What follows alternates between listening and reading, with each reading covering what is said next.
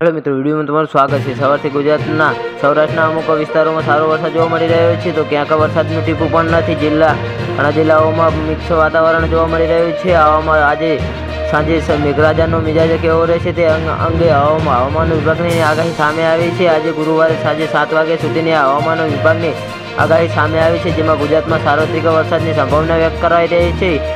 આજે ગુરુવારે સાંજે 7 વાગ્યા સુધીની આગાહીમાં રાજ્યના તમામ જિલ્લાઓમાં વરસાદનું યલો એલર્ટ આપવામાં આવ્યું છે, એટલે કે તમામ જિલ્લાઓમાં ભારે વરસાદ પડી શકે છે। હવામાન વિભાગના જણાવ્યા પ્રમાણે આજે આખા દિવસમાં બનાસકાંઠા, પાટણ, સુરત, નવસારી, વલસાડ, દમણ, દાદરાનગર હવેલી, જામનગર, પોરબંદર, મોરબી, દ્વારકા તથા કચ્છમાં ભારે વરસાદની આગાહી છે। આ ઉપરાંત તમામ જિલ્લાઓમાં ભારે વરસાદની આગાહી કરવામાં આવી રહી છે। આ સાથે ગુજરાતના તમામ જિલ્લાઓમાં એક દિવસ ગાજવીજની ચેતવણી આપી છે। માછીમારોને આગામી 4 દિવસ દરિયો ન ખેડવાની ચેતવણી આપી છે। ગુજરાતના તમામ જિલ્લાઓમાં એક દિવસ ગાજવીજની ચેતવણી આપી છે। આ સાથે આજે અમદાવાદ અને ગાંધીનગર જિલ્લામાં હળવાથી મધ્યમ વરસાદની આગાહી કરવામાં આવી છે। નોંધનીય છે કે ગુજરાતમાં સિઝનનો અત્યાર સુધીમાં 59.33% વરસાદ નોંધાયો છે। સિઝનનો અત્યાર સુધી સૌથી વધુ વરસાદ કચ્છમાં 76.45% નોંધાયો છે। સિઝનમાં સૌરાષ્ટ્રમાં સિઝનનો 74.43%, દક્ષિણ ગુજરાતમાં 69.50% વરસાદ નોંધાયો છે, જ્યારે ઓછો વરસાદ